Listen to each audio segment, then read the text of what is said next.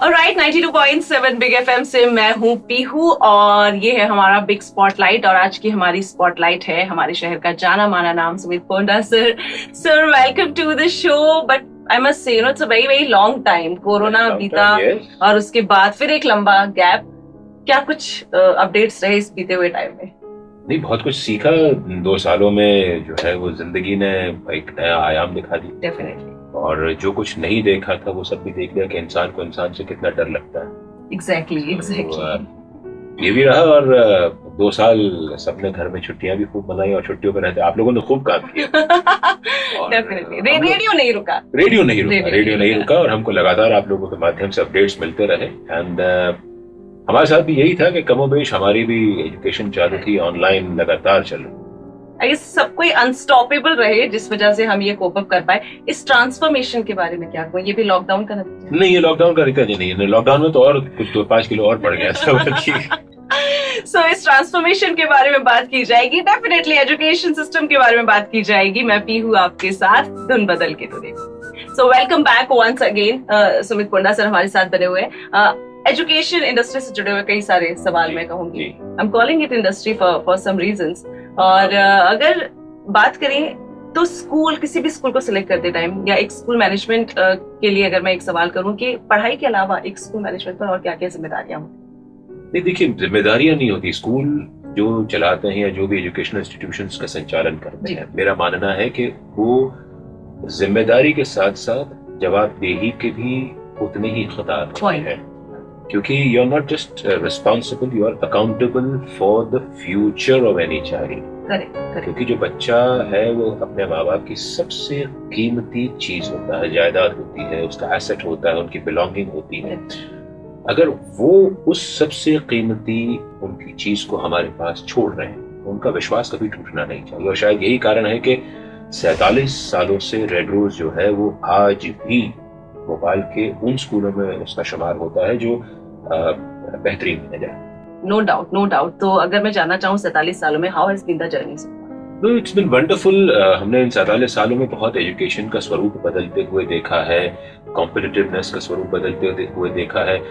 Mobiles जिस तरह से अपडेटेड होते हैं उस तरह से बच्चों का अपडेटेड वर्जन भी देखा है। क्योंकि जो बच्चे 1977 में पढ़ने आते थे जब स्कूल की शुरुआत हुई थी, और आज जब 2023 में जो बच्चे स्कूल आ रहे हैं, तो हर साल बच्चों का एक लेवल, IQ लेवल, उनका एक्सपोजर लेवल बदला हुआ है। डेफिनेटली। सो अगला सवाल मेरा फिर इसी तरफ होगा कि हाउ, स्पेशली पेरेंट्स के लिए बहुत ही ज्यादा एक फ्रूटफुल आंसर उन्हें मिलेगा कि how to deal with the kids these days, specially उनकी चॉइसेस, उनकी लाइफस्टाइल को लेकर, या जब भी उन्हें कुछ समझाने की बात हो तो कैसे आज की जनरेशन के किड्स को डील किया जाए, कैसे उन्हें समझाया जाए और कैसे उन्हें समझा जाए? देखिए, जनरेशन गैप का सबसे बड़ा फंडामेंटल ये होता है कि बच्चा जानता ज्यादा है और समझता कम, और माँ बाप जो हैं वो समझते ज्यादा हैं और जानते कम। ओके। तो ये जो जानने और समझने का गैप है, जो ब्रिज है, इसको एजुकेशन पूरता है।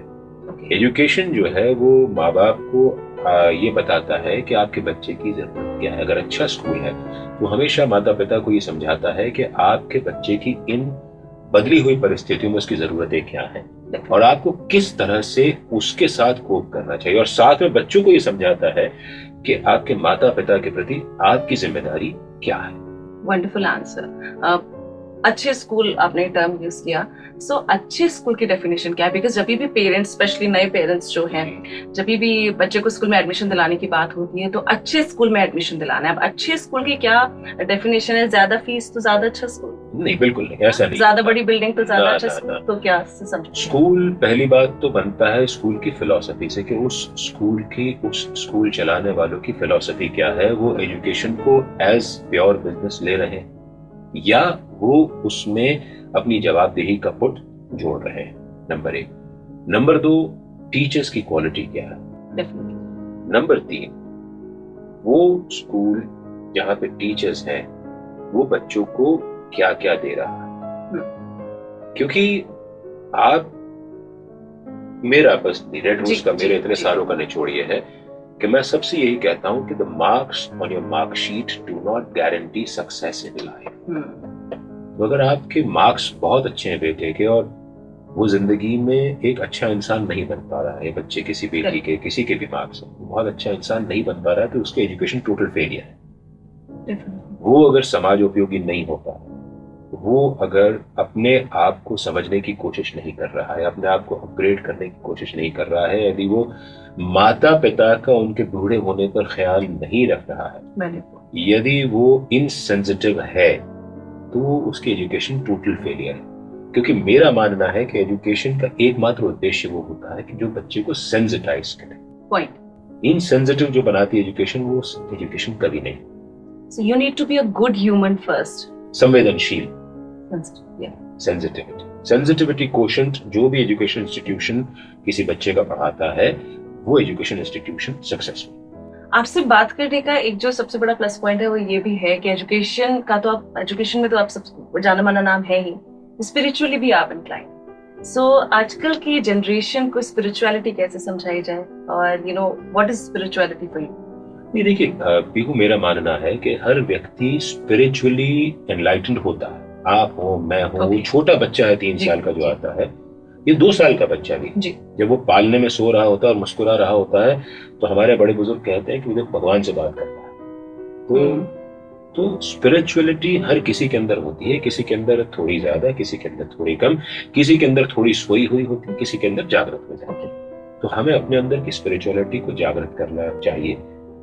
एजुकेशन इंस्टीट्यूशन का ये भी काम है कि वो बच्चे के अंदर, जैसे मैंने भी आपसे बात करी, सेंसिटिविटी, जितनी आप सेंसिटिविटी बच्चे के अंदर पढ़ाएंगे, मैं सेंटिमेंटल बनाने की बात नहीं कर रहा, मैं सेंसिटिविटी बढ़ाने की बात कर रहा हूँ। तो जितनी सेंसिटिविटी किसी इंसान के अंदर बढ़ती जाती है, वो उतना स्पिरिचुअली जागरूक होता है। पॉइंट। आपके दर्द में अगर मैं खुश हो रहा हूं, तो मैं बहुत ही घटिया इंसान। और अगर आपके दुख में मैं दुखी हो रहा हूं या मेरे दुख में आप दुखी हो रहे हैं, तो आपके अंदर सेंसिटिविटी जिंदा है, तो आप स्पिरिचुअली अवेकन हैं। बिल्कुल बिल्कुल। वैसे मैं कहूंगी why apart from education we should include that also, जिससे आपको लगता है कि आपकी लाइफ में ये कुछ चीजें हैं जो आपने बेहतर की for the society and for everyone. नहीं, देखिए, मैं आज जब मेरे रेड रोज के एक्स स्टूडेंट्स को देखता हूँ, जब मैं उनकी तरफ देखता हूँ, तो मुझे लगता है कि वो सोसाइटी को कितना कुछ दे। मेरा 1988 बैच का एक स्टूडेंट है जो हेड बॉय था उस जमाने में, वो आज इतने बड़े सोशल काम कर रहा है, जिसमें वो करीब एक बार में 2-2 हजार लोगों की मोतियाबिंद के फ्री ऑपरेशन करा। फिलैंथ्रोपिस्ट बेंट ऑफ माइंड है जी। मेरे यहाँ कुछ स्टूडेंट्स ऐसे हैं जो गरीब माता पिता को, जो अफोर्ड नहीं कर सकते, उनको चोरी छुपे किताबों के सेट, यूनिफॉर्म्स दे देते हैं। वो कहीं बैनर लगा के अपनी फोटो नहीं छुपाते हैं। चूंकि वो मेरे साथ कनेक्टेड है, तो उनके व्हाट्सएप ग्रुप्स के माध्यम से मैं ये जानता हूँ कि वो ये काम कर रहे हैं।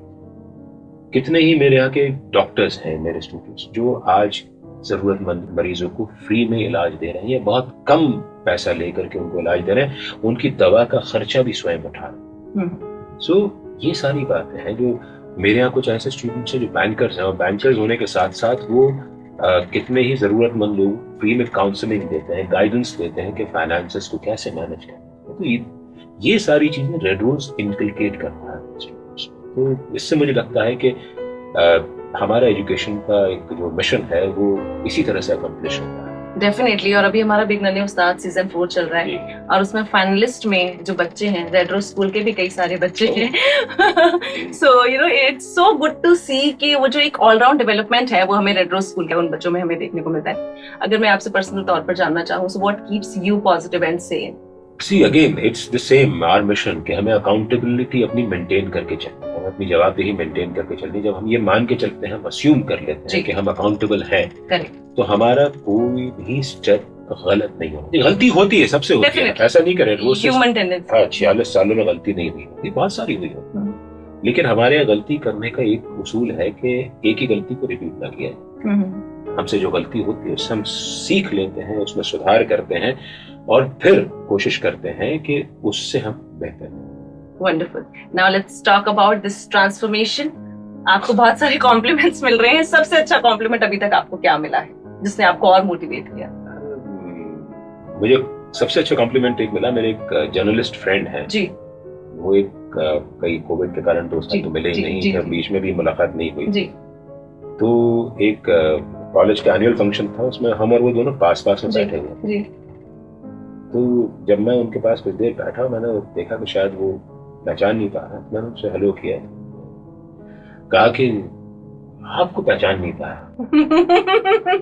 तो बेस्ट कॉम्प्लीमेंट एक्चुअली। हाँ, तो करी आपने क्या कर ली। तो दैट इज हाउ मुझे लगा कि शायद अब कुछ हो गया है। तो ये सब चीजें हैं जो एकदम शायद लोग पहचान नहीं पाते हैं। अब जब आप 1/3 वेट कम कर जी, देते जी, हैं जी। या 1/3 से ज्यादा वेट कम कर देते हैं, तो डेफिनेटली। लगता है कि लोग पहचान अचानक यकायक नहीं पहचान सकते। सो हमारे लिसनर्स को आप क्या कहेंगे, starting with the statement if I can you can too. नहीं, आई कैन मेरे जैसे और भी लोग हैं जिन्होंने किया है, और करने में कोई मुश्किल नहीं है, बस थोड़ा सा आपको डटे रहना पड़ता है। कैसे कर पाते हैं आप इतनी सारी चीजें, यूर इन एजुकेशन, आप लोगों को साइंस से जुड़े हुए मैसेजेस लोगों तक पहुंचाते हैं, फिर ये फिटनेस की तरफ भी ध्यान देना, कैसे? मतलब सभी के पास 24 घंटे हैं, मुझे लग रहा है आपको कुछ एक्स्ट्रा मिले हुए हैं। देखिए, मेरा मानना है कि मैं पर्सनली अपनी जी। बात करता हूँ कि 4 से 6 घंटे की नींद बहुत होती है। ओके। सो अगर आप 4 से 6 घंटे नींद में निकालते हैं, और बल्कि इनफैक्ट अगर आधा घंटा भी आपकी डीप स्लीप होती है, तो वो आपको रेजुवनेट कर देती है। तो वो आधा घंटा जो है वो काफी रहता है, बट 4 से 6 घंटे आपकी बॉडी को भी रेस्ट के लिए चाहिए, रीबिल्डिंग के लिए चाहिए, आपके दिमाग के स्ट्रेस को कम करने के लिए। आप अगर सवेरे जल्दी उठ जाएं 4 बजे के आसपास, 4:30 के आसपास, तो आपके पास दिन में, अगर दुनिया 8 बजे उठती है तो आपके पास दिन में 4 घंटे एक्स्ट्रा मिल जाते हैं। पॉइंट। और एक महीने में आप 120 घंटे दूसरों से आगे हो जाते हैं। और साल भर में आप 120 इंटू 365 कर लीजिए, आप कितने घंटे आप किसी से आगे हो गए। सो थोड़ा सा अपने टाइम को मैनेज करें, जल्दी उठें। तो जब आप जल्दी उठते हैं तो आपका दिन में आपको लगने लगता है कि आपका यकायक बहुत ज्यादा टाइम। करेक्ट। तो बहुत जब ज्यादा टाइम होता है तो आप उसमें बहुत सारी चीजों का समावेश कर सकते हैं, उसमें फिटनेस भी एक चीज है। Definitely. So one of my favourites, उन्होंने ये बात कही है कि कोई भी व्यस्त नहीं होता है, अस्त व्यस्त होता है। जी जी, कोई व्यक्ति व्यस्त नहीं होता, हमेशा अस्त आप ही की कही हुई ये बात है, और ये आई गेस मेरे लिए आज मंत्रा ऑफ द डे हो गया है। And thank you so much for this wonderful conversation, and I am sure हमारे लिसनर्स को भी ये कॉन्वर्सेशन बहुत पसंद आएगा। जाते जाते आपका sign off message for everyone. Thank you very much Bihu, it was wonderful talking to you. और आपके इस लोकप्रिय चैनल के सभी सुनने वाले लोगों को मैं यही कहूंगा कि अपने बच्चों के प्रति भी संवेदनशील रहिए। आपका काम इम्पोर्टेंट है, मैं मना नहीं कर रहा हूँ। आपका काम जितना इम्पोर्टेंट है, उससे कहीं अधिक आपके बच्चे इम्पोर्टेंट हैं। उनको समय दीजिए, और समय देने के लिए समय निकालना पड़ता है, और समय निकालने के लिए थोड़ा सा अपने आप को ऑर्गेनाइज करना पड़ता है। तो यदि आप अपने बच्चों को समय देंगे, अपना टाइम उनके अंदर इन्वेस्ट करेंगे, तो वो सबसे वाइज इन्वेस्टमेंट आप कर रहे हैं। वंडरफुल। तो आप अपने बच्चों में इन्वेस्टमेंट करिए, क्योंकि जब आप बच्चों में इन्वेस्ट करते हैं तो ना सिर्फ अपने जीवन के लिए करते हैं, बल्कि उनके जीवन जो कि आपके जीवन के बाद भी चलता रहेगा, उसमें भी आप इन्वेस्ट करें। डेफिनेटली। सो कैसा लगा आपको ये कॉन्वर्सेशन, हमें जरूर बताएं। सुनते रहे 92.7 बिग एफएम, धुन बदल के तो देखो। Thank you.